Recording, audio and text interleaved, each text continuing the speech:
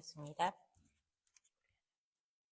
예수께서 또 일러 가라사대 나는 세상의 빛이니 나를 따르는 자는 어두움에 다니지 아니하고 생명의 빛을 얻으리라. 바리새인들이 가로되 내가 너를 위하여 증거하니 내 증거는 참되지 아니하도다. 예수께서 대답하여 가라사대 내가 나를 위해 증거하여도 내 증거가 참되니 나는 내가 어디서 오며 어디로 가는 것을 알미언니와 너희는 내가 어디서 오며 어디로 가는 것을 알지 못하느니라. 너희는 육체를 따라 판단하나 나는 아무도 판단치 아니하노라. 만일 내가 판단하여도 내 판단이 참되니 이는 내가 혼자 있는 것이 아니요 나를 보내신 이가 나와 함께 계심이라. 너희 율법에도 두 사람의 증거가 참되다 기록하였으니 내가 나를 위하여 증거하는 자가 되고 나를 보내신 아버지도 나를 위하여 증거하시느니라.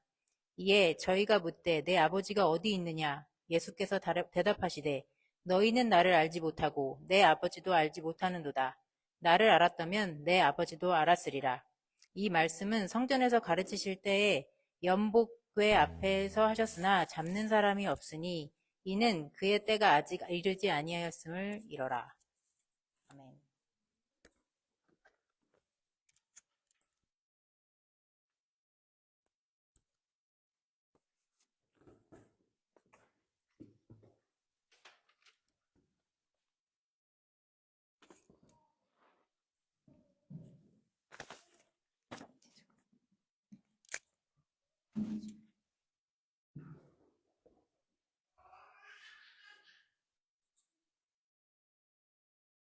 요한복음 7장과 8장은 초막절에 일어난 사건을 기록하고 있습니다.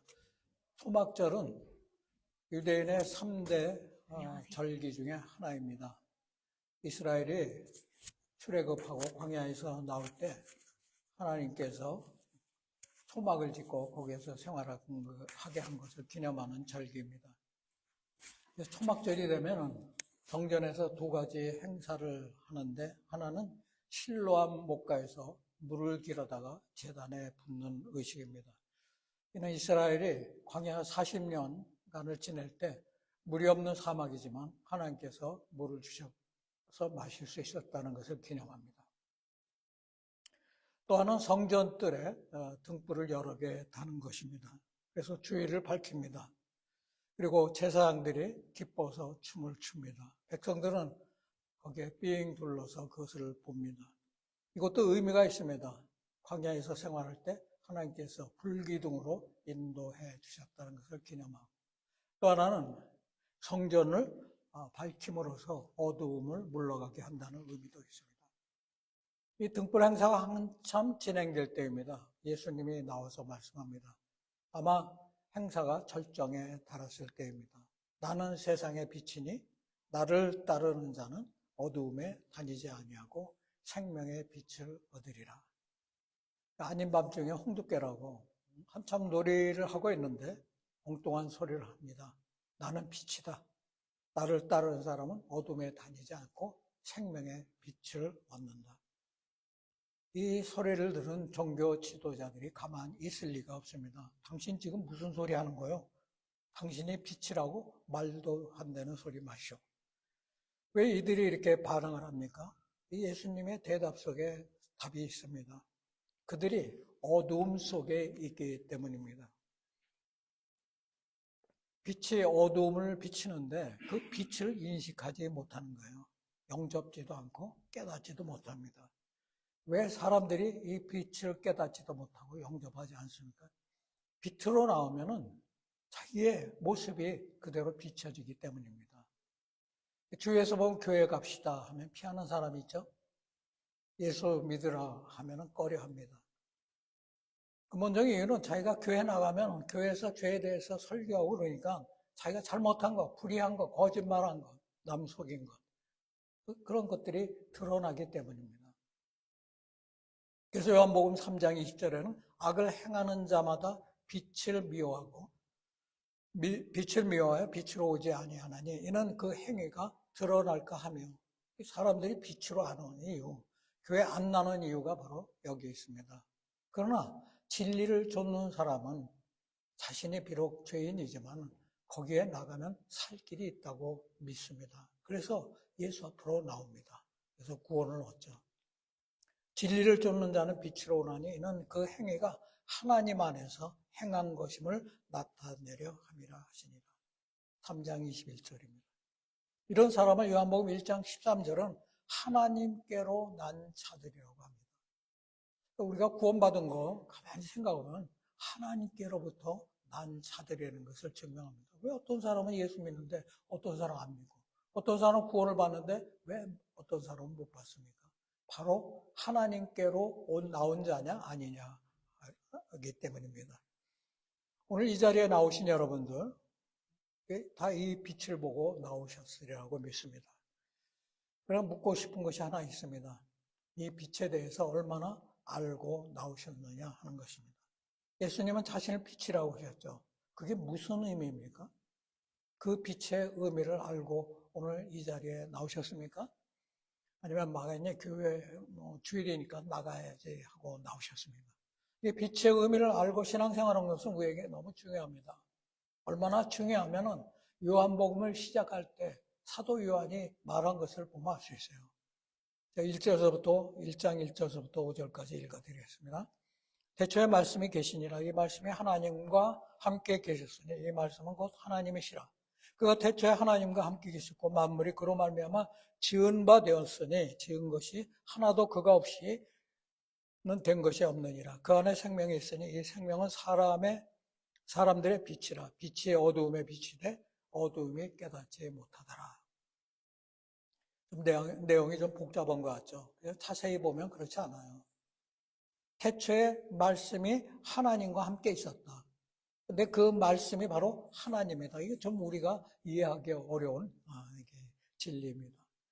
말씀이 만물이 그 말씀으로 말미암아 지음을 받았다. 그리고 그 말씀 안에는 생명이 있다. 우리는 이분적인 생각 때문에 여기 하나님이 있고 말씀이 여기 있다 이렇게 해서 자꾸만 생각하려고 그러면 이 말씀이 잘 이해가 안 가죠. 그러니까 말씀이나 하나님이나 하나인데 어떻게 표현하느냐 그것을 우리가 이해하면 이 말씀도 쉽게 이해가 갑니다. 깜깜한 밤에 빛이 있으면 길을 잃지 않죠. 그리고 목적지까지 갈 수 있습니다. 빛이 없으면 목적지에 가기가 힘듭니다. 이 팔레스타인 사람들은 주로 밤에 여행을 했습니다. 낮이 무척 덥기 때문입니다. 근데 밤에는 여러 가지 위험이 도사리고 있습니다. 맹수에게 습격을 받을 수도 있고 독사나 정갈에게 물릴 수도 있습니다. 또 발을 헛디뎌갖고 넘어질 수도 있습니다. 등불이나 회 같은 게 있으면 거기서 빛이 나오기 때문에 그럴 염려가 없습니다. 본문 12절에도 같은 말씀입니다. 나를 따르는 자는 어두움에 다니지 않는다라는 말이 바로 그것입니다. 왜냐하면 그 빛이 나를 밝혀주기 때문에, 그리고 그 빛이 생명으로 인도하기 때문입니다. 예수님이 탄생할 때 동방에서 박사들이 오죠. 동방은 지금의 이란이나 이락을 말합니다. 근데 그 먼 데에서 이 사람들이 길을 잃지 않고 옵니다. 어떻게 해요? 빛이 있기 때문에 별이 빛을 비춰갖고 그들을 베들레헴의 마옥간까지 오게 하고 거기서 아기 예수 탄생을 목격하게 됩니다. 전에 있던 교회에서 목회할 때입니다. 새로운 가정이 나오면 저희는 꼭 신방을 합니다만 그때는 지금까지 나비게이션이 없었어요. 그렇지만 지도가 있어서 목적지까지 찾아갑니다. 처음에는 참 이 지도 갖고 초행길 가는 것은 쉽지 않았어요. 그래서 여러 번 헤맨 적도 있습니다. 지금 그렇지 않죠. 나비게이션이 있어갖고 포스트 코드하고 번지수만 입력하면 내가 가고자 하는 목적지로 안내합니다. 빛이 바로 이런 일을 합니다. 나비게이션과 같아요. 그래서 나로 하여금 어둠 속을 헤매지 않게 하고 목적지에 도달하게 합니다. 근데 예수님 당시의 유대인들은 어둠 속에 있었어요. 왜냐하면 그들을 인도하여야 할 종교 지도자들이 바른 길을 제시하지 못했기 때문입니다. 당시의 종교 지도자들은 4개의 파로 구성이 되어 있습니다.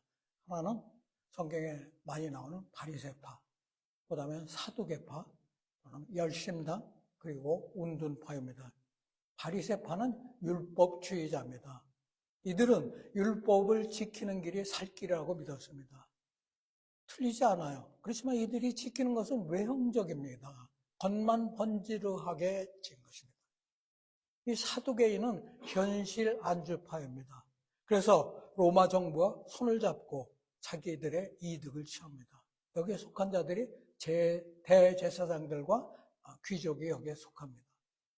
열심당은 혁명투사예요. 과격한 사람들입니다. 그들은 로마와 대항해서 독립을 얻겠다 하는 사람들입니다. 근데 나중에 다 잡혀서 멸망을 당하죠. 운둔파는 현실을 외면하고 사막에 들어가서 사는 사람들입니다. 이 골치 아픈 세상, 다 썩어 빠진 세상 필요 없어. 그리고 우리들끼리 조용한 곳에서 신앙 지키면서 살자. 유대인들은 이들이 말하는 이 가르침을 분별할 수가 없었어요. 어느 것이 전부 다 자기들이 진리고 올바른 길이라고 하는데 이것을 듣고 분별하고 정확하게 어떤 길이 바른 길인지 택해야 되는데 그럴 수가 없었어요. 이 사람 얘기 들어보면 맞은 것 같고 저 사람 얘기 들어보면 저것도 맞은 것 같고. 왜 그렇습니까? 분별하는 능력이 없기 때문에. 왜 분별하지 못해요? 어둠 속에 있기 때문입니다. 그래서 그들은 어두움에 갇혀 삽니다.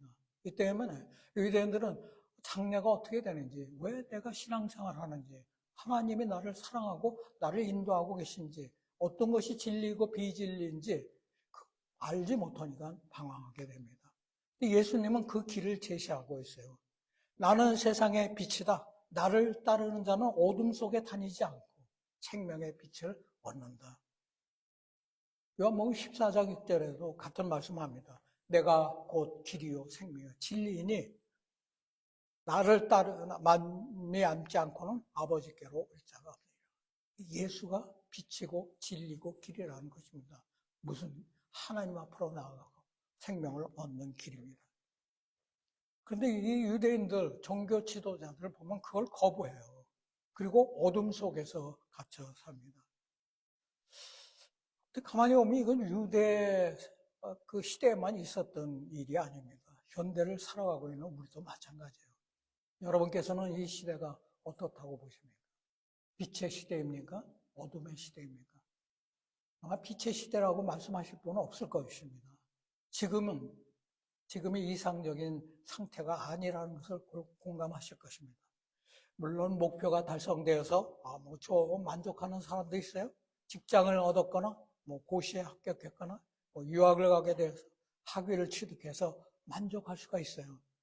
어떤 사람은 돈 버는 것이 목표였었는데 그것이 이루어져서 만족할 수 있고, 어떤 사람은 사업, 어떤 사람은 자식 잘 되어서 만족할 수 있습니다. 그래서 좋은 시대라고 말씀합니까? 그것이 정말 나를 어둠에서 벗어나게 하고 세상 살 때 방황하지 않고 바른 길을 가게 합니까? 보세요. 대부분 사람들은 장래에 대해서 불안한 감을 갖고 있어요. 그냥 불확실한 삶을 우리가 살고 있기 때문에요. 앞으로 내 삶이 어떻게 될지 아무도 모르죠. 지금보다 나아져야 되는데 그렇게 될 것 같지가 않는 거예요. 한때 사람들은 미래가 현재보다 낫다는 그런 환상 속에 젖어 있었던 적이 있었습니다. 유토피아니즘. 두 차례 세계의 큰 전쟁을 겪고 나서는 그 환상이 깨졌습니다. 인류의 역사를 보면 이게 전쟁의 연속이에요. 지금까지 수많은 작고 큰 전쟁이 2000번이나 넘어 일어났다고 합니다. 얼마 전에 6.25 전쟁, 월남전, 걸프전, 아프간 전쟁, 이락 전쟁 등이 있고, 지금도 우크라이나에서는 죽자 살자 싸우고 있고, 팔레스타인에서 전쟁이 있습니다. 그래서 어떤 이는 세계 역사는 전쟁의 역사라고 말합니다. 그리고 세계 4대 악의 축이라고 하는 러시아, 이란, 북한, 그리고 중국. 이 사람들 언제 전쟁을 일으킬지 몰라요. 경제도 그래요. 코로나 이후에 물가가 얼마나 올랐습니까? 10월 영국 물가 상승률을 보니까 3.6%입니다. 자영업하는 사람들 한국에 가서 보니까 전부 다 힘들어합니다. 경기가 다 죽었다. 그럼 영국에 살지만 정말로 허리띠 졸라매지 않고는 살기가 어려워요. 그뿐만 아닙니다. 지금까지 내 일만 잘하면 되는 줄 알았었는데 그렇지 않아요. 좋은 학교 나와서 좋은 직장 얻으면 다 되는 줄 알았습니다. 그러나 그것이 나의 안전을 보장해 준다는 보장이 없어요.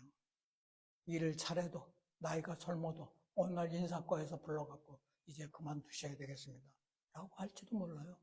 한국에 보세요. 50이 되면은 직장에서 나가야 된다고 하지 않습니까?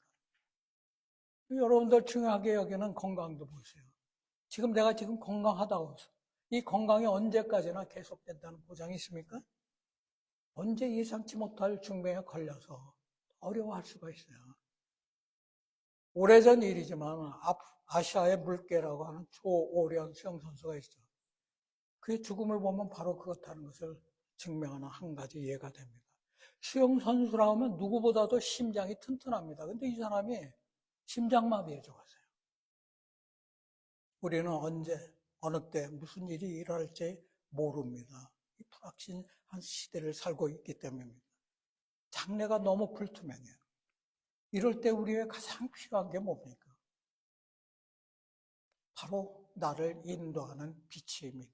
그게 말하는 본문의 주제입니다. 그 빛이 바로 예수 그리스도입니다. 그분이 나를 인도해야 됩니다. 그래야 내가 푸른 초장에 누고 쉴 만한 물가에 가게 됩니다. 그래야 내가 걱정 근심 없이 살 수 있습니다. 예수님이 말씀합니다. 나는 빛이다. 나를 따르는 자는 어두움에 다니지 않는다. 그리고 생명의 빛을 얻는다. 그래서 유대인들 거세게 반대하자 바리새인들이 가로되 내가 너를 위하여 증언하니 내 증언은 참되지 않도다. 지금 바리새인들이 반대하는 것은 내용이 아니에요. 형식입니다. 예수 자기 스스로가 자기가 진리라고 선포하기 때문입니다. 모세 율법에 의하면 두세 사람의 증언이 있어야지 그 증언이 참되다고 했습니다. 근데 보면 예수님이 혼자서 내가 진리다, 내 말이 옳다고 말하는 것입니다. 3단 논법에 의하면 예수님이 틀리죠. 여러분, 그런데 형식이 중요합니까? 내용이 중요합니까? 형식은 틀렸어도 내용이 맞으면 받아들여야죠. 형식이 맞더라도 내용이 틀리면 그거 받아들일 수가 없어요. 아까 바리새인들은 외형주의자들이라고 했습니다. 그들은 율법을 철저하게 지킵니다. 그래서 사람들한테 존경을 받습니다. 그러나 외형적으로 지켜요. 왜 율법을 지키느냐 하는 데는 관심이 없어요. 그냥 지키기만 하면 되는 거예요. 쉽게 말씀드리면 이런 것이 될 수 있습니다. 우리가 주일이 되면 교회에 나오죠. 소위 성수주일이라는 거. 외형주의가 무엇입니까? 왜 주일을 내가 지키고 있는지 모르면서 지키는 거예요. 지키라고 했으니까 지켜야지. 그런 성수주일 100번 해봐요. 하나님 기뻐하지 않아요? 그런 나를 바리새인처럼 봅니다. 바리새인들의 이러한 외형주의를 예수님이 얼마나 책망했어요. 마태복음 23장에 보면 무려 7번을 책망했습니다. 현대인들 율법 얘기하면은 그거 뭐 옛날이나 있었던 이야기지 나하고 무슨 상관이 있어 이렇게 들을 수 있습니다. 지금은 은혜의 시대이기 때문에 그런 거 필요 없어. 그렇지 않아요. 예수님이 말씀하신 것을 들어보세요. 예수님은 율법을 폐하러 온 것이 아니고 완성시키라고 했습니다. 예수님의 죽음 안에 모든 율법이 다 들어가 있는 것이에요. 근데 우리는 율법하면 옛날 얘기처럼 취급합니다. 율법을 알아야 예수를 이해하게 되는데 이 율법은 버리고 예수만 이해하려니까 그분이 왜 십자가에 돌아가셨고 왜 그렇게 죽어야만 했는가에 대해서 피상적으로 알게 됩니다. 여러분 자신의 신앙생활 한번 돌이켜 보십시오. 내가 왜 신앙생활을 하고 있습니까? 왜 주일 지킵니까? 왜 봉사하고 왜 헌신합니까? 하라고 했기 때문에 합니까? 그렇다면 나는 이 유대인들이나 별로 차이가 없어요. 율법의 내용은 중요시 여기지 않고 형식에만 치우쳤던 이 바리새인들, 예수님이 하는 말이 들어올 리가 없어요. 이게 무슨 뜻이지? 지금 저 예수가 하는 말이 정말로 맞는가? 이게 성경에 기초한 거야? 지금 저 사람이 행하고 있는 이 기적을 보면 하나님이 그와 함께 한다는 증거가 아닐까? 이런 관점에서 봐야 되는데 다른 관점, 율법의 관점에서 보니까는 예수님을 이해할 수 없었던 것입니다. 한마디로 말하면 어둠 속에 있기 때문에 알 수가 없어요. 빛이 비춰져야 이게 검다 희다 알 수 있고 이게 뭔지 알 수 있는데 어둠 속에 있으니까 아무리 예수님이 진리를 선포해도 그거를 보지 못하는 것이에요. 그리고 육신의 판단에 쫓아서 삽니다. 결국은 패망의 길로 들어서죠. 나중에 로마에 의해서 철저하게 패망을 당합니다. 우리 영적 어둠이 이렇습니다. 빛이 있으면은 빛이 없으면 그렇게 돼 있어요. 빛을 비추게 되면 내 안에 빛이 있으면 내 안을 보게 되고 또 그 빛이 있으면 그게 내 발의 등처럼 돼서 내가 가는 길을 실족하지 않고 갈 수 있어요. 그것은 내가 세상을 분별할 수 있고 이것이 옳다 그르다 하고 판단을 내릴 수 있는 거예요. 그러면 그것이 결국 나를 생명으로 인도합니다. 그래서 내 삶이 더 이상 좌지우지 않고 왔다 갔다 하지 않고 또 방황하지 않고 길을 헤매지 않습니다. 여러분 그런 경험 많이 하셨죠? 가다가 길을 잃어버리면 굉장히 당황하지 않습니까? 차를 타고 가는데 내가 목적지를 가는데 엉뚱한 길로 가면 그때서부터 당황하죠. 왜 인생이 당황합니까? 목적지를 모르니까 당황할 수밖에 없어요. 그리고 내가 지금 이 가는 길이 정말 빛의 인도를 받고 가는 길인지 확신하지 못하니까는 삶이 불안한 것입니다. 그러나 내가 그 빛을 따라가면 선한 목자가 되신 주님께서 나를 푸른 초장에 누이시고 쉴 만한 물가로 인도하십니다. 그러므로 여러분 이 빛을 소유하십시오. 이 빛을 따르시기를 바랍니다. 그리고 생명을 얻으시기를 바랍니다. 그렇지 않으면 신앙생활을 오래 하셔도 정말 미안한 말씀이지만 소용없어요. 이 교회 다니는 것은 그것으로 내가 구원을 얻고 내 신앙이 좋다고 생각하는 것은 어떻게 보면 율법적인 신앙생활이에요. 행위로 나의 신앙을 증명하려고 하기 때문입니다. 그렇게 되면 내가 교회를 다니긴 다녀도 방황하고 있는 거예요. 아직 어둠 속에서 벗어나고 있지 못하는 겁니다. 지금 뉴스에 보면 아프리카 사람들이 많이 굶어 죽습니다. 근데 4, 50년 전까지만 해도 그렇지 않았어요. 인도 사람이 제일 많이 굶어 죽었습니다. 그때 캘카타 거리에는 절반이 거지였습니다. 그런데 거리에 보면 소가 들킬득실해. 그럼 그 소를 잡아먹어야 되지 않습니까? 근데 그 소 잡아먹지 않고 굶주리거나 죽습니다. 왜 그렇습니까? 종교적인 이유 때문에. 힌두교는 이 소를 아주 신성시해요. 그래서 잡아먹으면 안 되었습니다. 바로 잘못된 종교가 그들을 어두움 속으로 몰아넣은 것입니다. 우리나라에서도 있었어요. 우리나라가 최첨단 인공위성 우리별 1호를 1992년 8월 11일 남미 프랑스형 기아나에서 발사합니다. 글쎄 그때 발사팀이 소중하게 가져가간 물건이 있는데 그게 뭔지 아십니까? 돼지머리예요. 발사 전에 고사 지내기 위해서입니다. 돼지머리는 기아나에서도 구할 수 있어요. 그렇지만 굳이 한국에서 가져갑니다. 왜냐하면 거기 것으로 고사 지내면 부정탄다는 거예요. 또 상할까봐 냉동시켜서 갖고 갈 수 있어요. 그러나 그러면 부정탄다고 해서 비행기로 공수합니다. 위성 발사 전입니다. 과학자들과 정부 관료자들이 돼지머리 앞에다 놓고 그 앞에 절하고 엎드려 제사를 지냅니다. 발사가 잘 되게 하게 해달라는 것이죠. 이것이 외신 기자들의 눈에 아주 이상하게 보였습니다. 그래서 그것을 클로즈업 해갖고 대서특필했습니다. 이게 국가 망신이죠.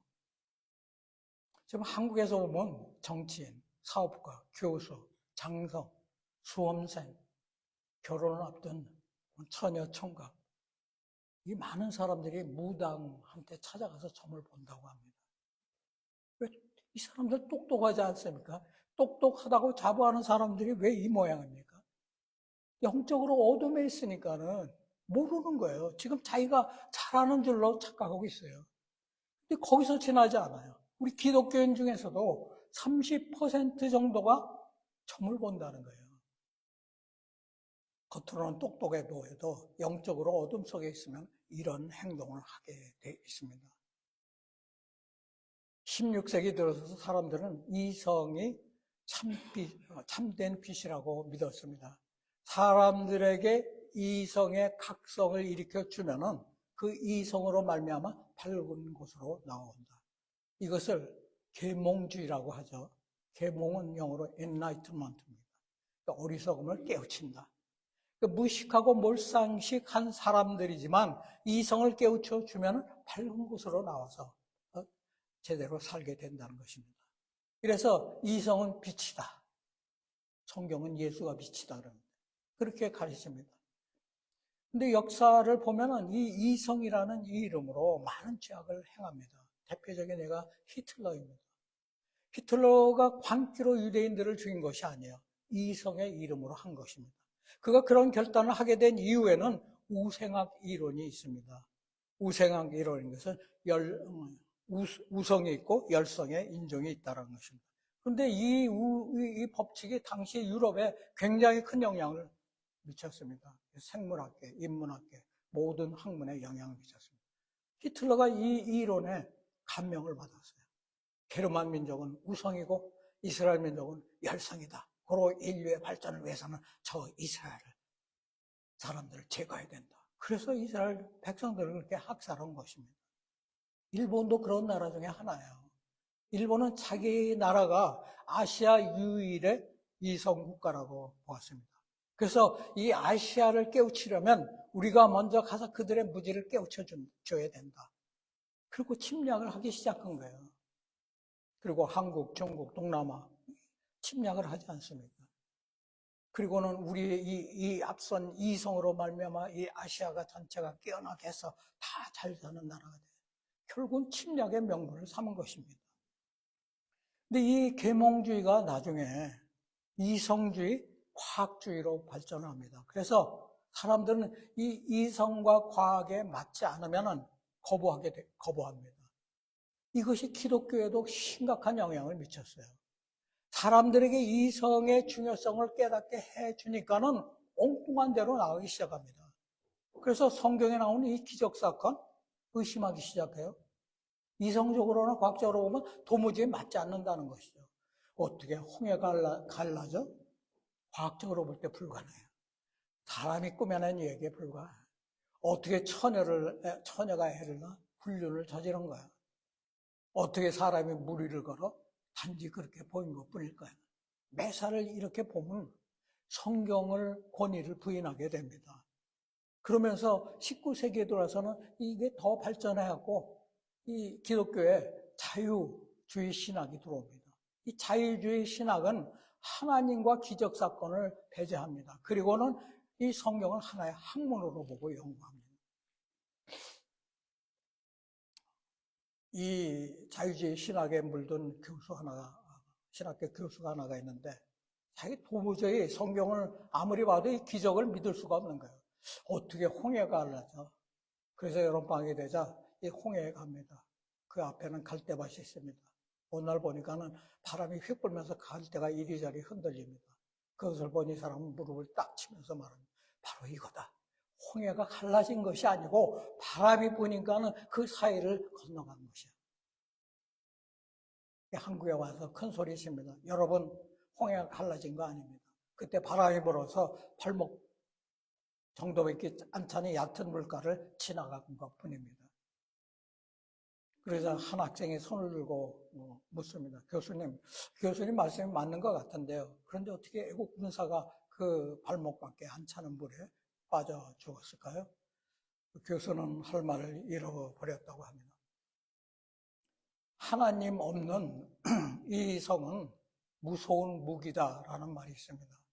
하나님이 없으면 이 부패한 인간은 못할 짓이 없어요. 지금 세상에서 일어난 일들 보세요. 그들의 양심 속에 정말 하나님이 있다면 그런 짓 저지르겠어요? 푸틴이 그 우크라이나 침공해갖고 수백만 명을 사상자를 내게 하겠습니까? 그럴 수 없어요. 하나님이 없으면 인간은 이성이라는 이름 하에 못된 짓을 다 합니다. 왜 그렇습니까? 이 이성은 빛이 아니에요. 하나님이 빛인데 이성이라는 그 이름 하에 이런 일들을 자행하고 있습니다. 요즘 지식이 최고인 걸로 사람들을 이해하죠. 그래서 죽어라고 공부합니다. 요즘 한국에 보면 참 우리 고등학생들 너무 고생하고 있습니다. 그러나 여러분, 하나님 없는 지식은 인간을 황폐하게 만듭니다. 오히려 더 나쁜 길로 인도합니다. 이거는 여러분, 우리나라 정치를 보세요. 지금 정치하는 사람들 못 배워서 그렇습니까? 아니에요. 최고의 학교에서 최고의 학문을 배웠습니다. 그런데 행동하는 것을 보면 이 초등학교만도 못해요. 이번에 한국 가서 들었던 말 중에 이런 것이 제일 많습니다. 한국이 정말로 정치만 잘하면 세계에서 1등 국가가 될 텐데. 맞는 말이에요. 많이 배워도 배우지 못한 사람처럼 행하는 것이 현실입니다. 왜 그렇습니까? 어둠 속에 갇혀있기 때문입니다. 권력만 손에 쥐면 어떻게든지 한탕 벌어서 돈만 벌면 다 끝이다라는데, 이 성경에 마지막 때에 금이나 은이 너를 구원하지 못한다 그랬어요. 아무리 금값이 비싸서 금을 많이 사둬서 내 금고에 채워놓는다 할지라도 정말 마지막 때에 그 금이 너의 생명을 구할 수 있느냐? 성경은 아니라고 말합니다. 말씀만이 진리입니다. 영국 사람을 앵글로 섹슨이라고 얘기해요. 이 족속은 원래 스칸다나비아에서 내려왔습니다.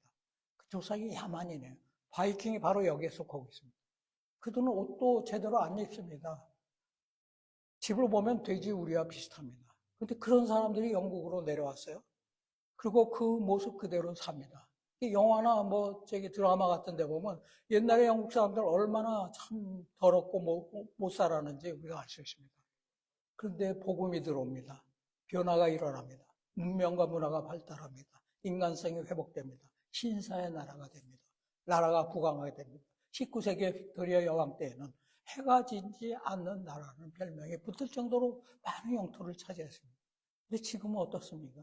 빛을 잃습니다. 그러니까 영국이 서서하게 쇠퇴하고 있습니다. 우리 사이먼 집사님한테는 죄송하지만 현실이 그렇신 걸 어떡합니까? 우리 유튜브에 보니까는 영국에 600만 명이 굶주리고 있다고 그런 영상을 올렸더라고. 맞는 말은 아니지만 말입니다. 참 옛날 영국 얼마나 번성을 했습니까? 근데 지금은 참 그렇지 못한 것을 보면서 안타깝게 생각합니다. 유럽의 최강이라고 하시는 독일도 그렇습니다. 독일 역사를 보면 수탈의 역사였어요. 남의 것을 빼앗는 민족이었습니다. 그래서 큰 인물이 나타나지 않았어요. 예수님 당시에 로마는 독일 민족을 가리켜서 별명을 붙였는데 바베리아, 야만인.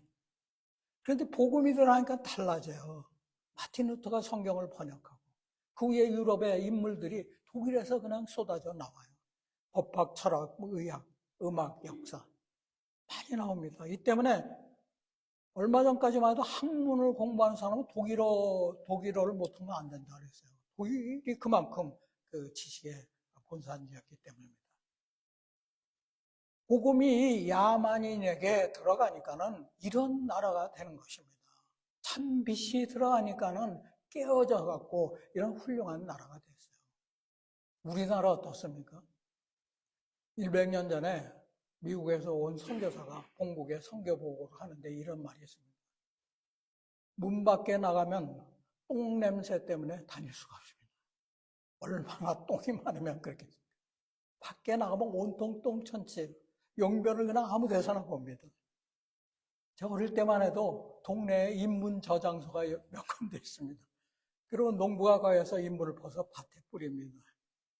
그때 우리 얼마나 가난했습니까? 아마 제 나이가 아니어서 실감을 하지 못하실 수도 있는데 그때는 정말 가난했어요. 옷 한 벌이면 1년을 거의 입었다니까. 근데 우리나라에 복음이 들어오죠. 학교가 세워지고 병원이 세워지고 변화가 일어납니다. 사실 우리 가진 거 뭐 있습니까? 땅이 없습니까? 지하자원이 풍부합니다. 이 사람뿐이에요. 근데 복음이 들어오니까 놀랍게 변합니다. 1970년도를 시작해서 경제가 발전하기 시작하죠. 이 조그만 남한 땅덩어리가 만들어낸 상품을 세계로 수출해서 수출 12개의 나라가 되고 수입과 이 수출을 합치면 세계 11위 경제 대국이 됩니다. 어떻게 우리나라가 이렇게 됐을까요? 박정희가 뭐 잘했다. 저는 그렇게 보지 않습니다. 그 당시에 우리나라에 복음이 들어오면서 이 기독교가 발전하니까 하나님이 복을 주신 거예요. 그런데 지금 현실은 과거와 같지 않아서 안타깝습니다. 기독교가 이에 장단을 맞추듯이 여러 가지 비리와 부패로 얼룩져 있습니다. 지금 어둠 속으로 빛을 피해서 다시 들어가고 있습니다. 누구보다도 빛이 되어야 할 우리 기독교가 빛을 발하지 못하는 그 종교가 되어갖고 오히려 어둠 속에서 헤매고 있습니다. 만약에 우리 기독교가 이 참비신 예수 그리스도의 말씀에 따르지 않는다면 우리나라 기독교도 이 유럽의 기독교와 같이 되지 않으리라는 보장이 없습니다. 말만 예수 믿는다고 믿는 게 아니에요, 여러분. 진실로 믿어야 됩니다. 옛날에 김장한 목사가 런던 제1회 한인선교 런던 대회에 강사로 오셨어요. 거기서 한 말이 지금도 기억납니다. 사람이면 사람이냐? 사람다워야 사람이지. 이 말을 우리 기독교에 접목을 시키면 교인이면 다 교인이냐? 교인다워야 교인이지. 저는 이 말씀을 그 본인 자신에게 좀 적용 좀 해봤으면 좋겠다고 생각합니다. 여러분, 지금은 빛을 찾을 때입니다. 빛으로 나올 때입니다. 더 이상 어둠 속에 헤매일 때가 아닙니다. 시편 119편 105절은 주의 말씀은 내 발의 등이요 내 길의 빛이 나이다 라고 말합니다. 마태복음 5장 14절은 너희는 세상의 빛이라고 말합니다. 이사야 6장 1절은 일어나라 빛을 발하라고 합니다. 이렇게 되려면 어떻게 해야 됩니까? 오늘 말씀은 분명합니다. 빛이신 예수님을 따라라. 어두움에 다니지 말라. 생명의 빛을 얻어라. 한마디로 말씀드리면 예수 그리스도의 말씀을 내가 받아들이고 그 말씀대로 살아가는 것. 그러면 결국 그 말씀이 나를 생명으로 인도한다는 것입니다. 어둠에 다니지 않아요. 왜냐하면 내 속에 빛이 있기 때문에 어두운 이 세상에 현혹되지 않아요. 왜냐하면 내 속에 빛이 내 길을 인도하기 때문에. 이게 얼마나 좋습니까? 아무쪼록 오늘 말씀 듣는 여러분들 이 빛을 소유하시기를 바랍니다. 그리고 비록 어두운 세상이지만 이 어두움을 이기고 승리하시고 영원한 생명을 얻으십시오. 이러시길 주님의 이름으로 축원합니다. 아멘. 오늘 말씀을 한번 정리해 보겠습니다. 여러분께서는 지금 빛으로 나왔고 빛에 거하십니다. 여러분 안에는 어두움이 없어요? 옳고 그름을 그래서 분별하세요? 아니면 내 안에 아직도 어둠이 있습니까? 빛은 예수 그리스도입니다. 그분의 하신 말씀입니다. 그러므로 빛으로 나온다는 것은 내가 예수의 말씀을 믿고 따른다는 것이에요. 그러면 예수님은 분명히 말합니다. 어두움에 더 이상 다니지 않는다.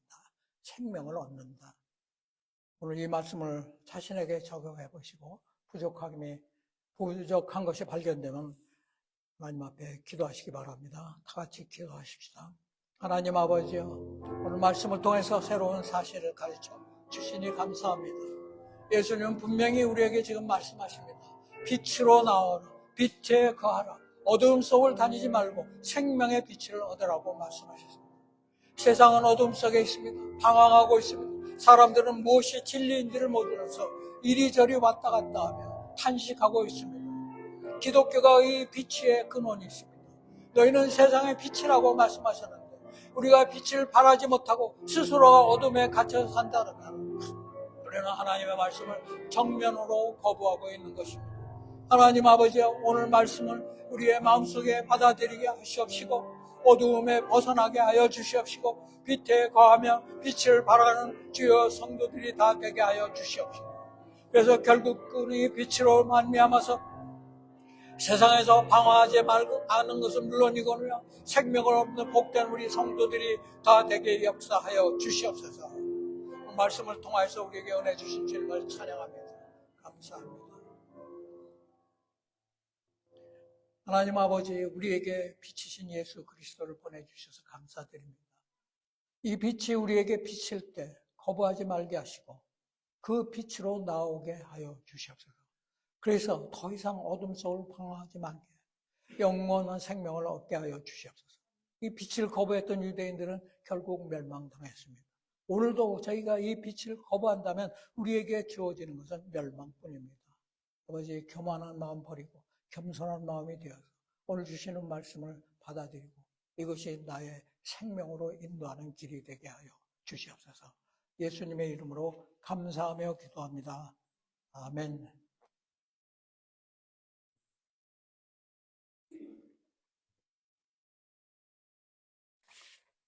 다 같이 일어나셔서 찬송가 288장 부르신 다음에 축도로 예배를 마치겠습니다.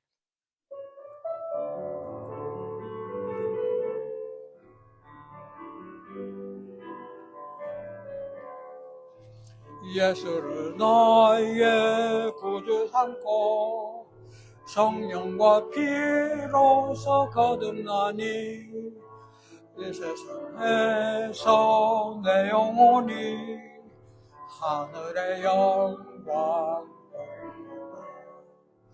이것이 나의 간증이요 이것이 나의 찬송일세 나 사는 동안 끊임없이 구주를 찬송하리로다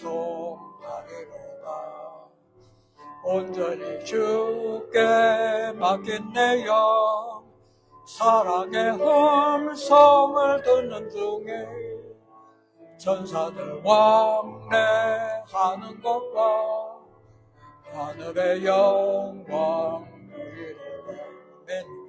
이것이 나의 찬송이요 이것이 나의 간증세 나 사는 동안 끊임없이 구주를 찬송하리로다 주 안에 기쁨 누림으로 마음의 풍랑이 잔잔하니 나는 강곳 없고 부족한 주만 아멘. 이것이 나의 간증이요 이것이 나의 찬송일세 나 사는 동안 끊임없이 구주를 찬송하리로다.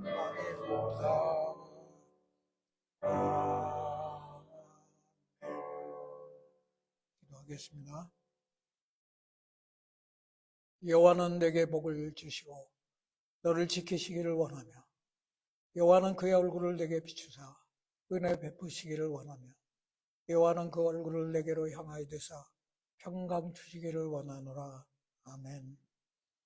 지금은 우리 주 예수 그리스도의 은혜와 하나님의 사랑과 성령의 교제하심이 예수 그리스도를 세상의 빛으로 받아들이고 그 빛을 따라 살아감으로 영원한 생명을 얻고자 하는 성도들과 그들의 가정과 그들의 미래 후에 지금부터 영원까지 함께 하실지어다. 아멘.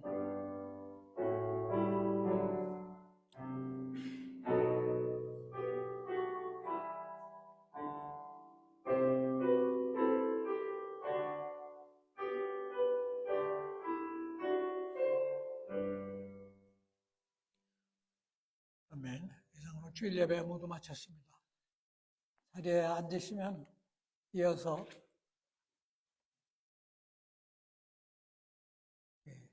세미나 조 집사님 지금 바로 합니까?